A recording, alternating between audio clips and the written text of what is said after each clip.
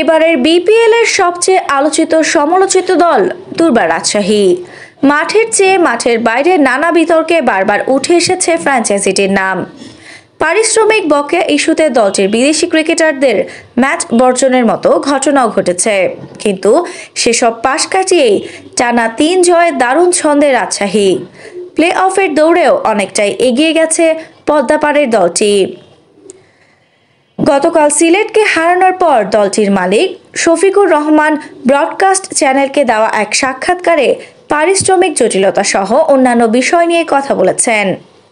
একসময় তলানিতে থাকা রাজশাহীর ঘুরে দাঁড়িয়ে প্লে অফের দৌড়ে উঠে আসা নিয়ে তিনি বলেন, আমাদের মাথাতেই ছিল যে আমরা যাব।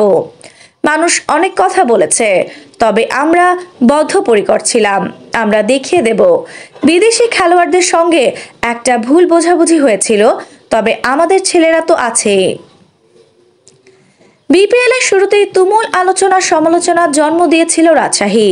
চট্টগ্রাম পর্বে পারিশ্রমিক বকেয়া থাকায় অনুশীলন বয়কট করে সাড়া ফেলে দিয়েছিলেন তাসকিন আহমেদরা।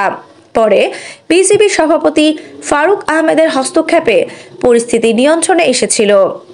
ঢাকার ফিরতি পর্বের খেলা শুরুর আগে ক্রিকেটারদের দ্বিতীয় ধাপের পারিশ্রমিক দেওয়ার কথা ছিল রাজশাহীর। সেটি না পাওয়ায় ক্ষুব্ধ ছিলেন ক্রিকেটাররা। এরই মধ্যে বিদেশিরা ম্যাচ বয়কট করেন। পারিশ্রমিক বকেয়া রাখা নিয়ে বারবার আলোচনায় আসা রাজশাহীর মালিক বললেন, আমরা সব সময় বোনাস দিই, ঘোষণা শুনবেন। প্রথম দিকে রাজশাহীর অধিনায়ক ছিলেন এনামুল হক বিজয়, যদিও পরে নেতৃত্ব দেওয়া হয় তাসকিন আহমেদকে।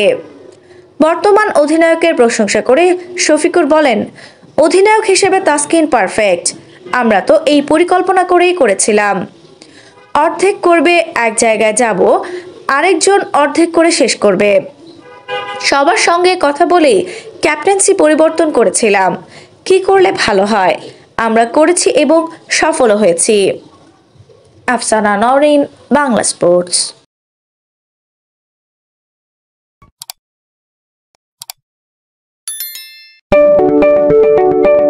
আপনি কি ফটোগ্রাফার খুঁজছেন? আমাদের আছে এক ঝাঁক অভিজ্ঞ ফটোগ্রাফার। সেই সাথে আমাদের আছে সরকারি ও আন্তর্জাতিক প্রতিষ্ঠানের সাথে কাজ করার এক বিশাল অভিজ্ঞতা। আমরা কর্পোরেট, মডেল, প্রোডাক্ট, ওয়েডিং, জন্মদিন সহ সকল ধরনের স্পোর্টস ফটোগ্রাফি সর্বোচ্চ কম মূল্যে করে থাকি। এছাড়াও আমাদের আছে নিজস্ব স্টুডিও। তাই আপনার ফটোগ্রাফির যে কোনো সেবা নিতে আমাদের সাথে আজই যোগাযোগ করুন।